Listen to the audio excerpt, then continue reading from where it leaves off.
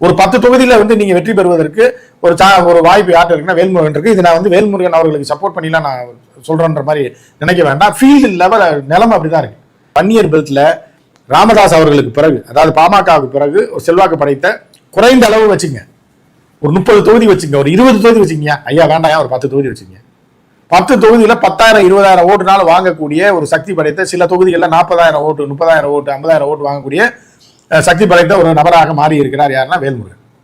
அவரு நீங்க எப்படி பாக்குறீங்க அப்படின்னா, திமுக எப்படி பாக்குது அப்படின்னா, கருணாஸுக்கு ஒரு சீட்டு கொடுத்தோம்ல, கருணாஸ் கட்சியே கிடையாது, ஒரு தனிப்பட்ட பிரதிநிதி, தனிப்பட்ட லாபி பண்ணி ஜெயலலிதா சீட்டு வாங்கினாலும் கருணாஸ்.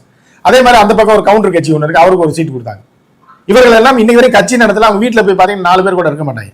ஆனா ஒரு கட்சியை நடத்தி கொண்டு, போராட்டங்களை தொடர்ச்சியாக நடத்தி கொண்டு, மக்களுக்கான விஷயங்கள்ல இந்த டோல்கேட் விவகாரமா இருந்தாலும் சரி, இந்த ஆபாச பிக் பாஸ் விவகாரமா, இப்படி பல்வேறு மக்கள் சார்ந்த பிரச்சனைகள்ல களம் இறங்கி ஒரு 500 பேர் 1000 பேர் திரட்டி ஒரு கட்சியை நடத்தி கொண்டு அவர்களை வைத்து போராட்டம் நடத்தி கொண்டிருக்கிற வேல்முருகனை நீங்க கருணாசையும் ஏன்னா இன்னும் சிலரையும் தனிப்பட்ட நபர்களையும் ஒன்னா பாத்தீங்க அப்படின்னா நிச்சயமாக அது திமுகவுக்கு மிகப்பெரிய மைனஸ் தான்றதுல எந்த மாற்று கருத்துமே கிடையாது. நீங்க விழுப்புரம், விருத்தாச்சலம், கடலூர், பண்ருட்டி இந்த பக்கம் நீங்க போய் பாத்தீங்கன்னா தெரியும். ஐயா ஒண்ணுமே வேண்டாமியா, 5000 ஓட்டு. அந்த 5000 ஓட்டு தான் பல தொகுதிகளில் வந்து டிசைடிங் ஃபேக்டரா இருக்க போது. ஏற்கனவே நீங்க பாத்தீங்க அப்படின்னா பாமக வன்னிய மக்கள் அதிகமாக இருக்கக்கூடிய பகுதியில் 2ஆக அந்த ஓட்டு விழுந்திருக்கு. ஒன்னு வந்து பெரிய லாட்டா யாருக்குன்னா அன்புமணிக்கு விழுக போகுது. அதுக்கப்புறம் ஒரு 20-30% ஓட்டுனாலும் ஐயா ராமதாஸுக்கு விழுக போகுது.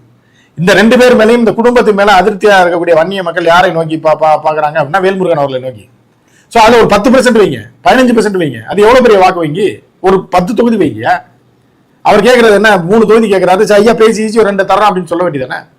ஆனா இது நாம் விசாரித்து பார்த்தவரை என்ன பண்றாங்கன்னா, அவர்கள் கருத்து சொல்றாங்கன்னா, திமுக அரசை எதிர்த்து இவர் பல சட்டசபையில குரல் கொடுத்தாரு, பேசுறாரு அப்படின்னா, அப்ப கூட்டணினா முழுசா அடிமையாய் அங்கே போய் அறிவாலயத்தை அடியில பொந்துக்குள்ளையா படுத்திருக்க முடியும். ஒவ்வொரு கட்சிக்கும் ஒரு கருத்து இருக்கு. அப்ப அவர் திமுக இணைஞ்சிட்டு போயிடலாமா, எதுக்கு தனி கட்சி வைக்கிறாரு? இதை திமுக புரிந்து கொள்ள வேண்டும்.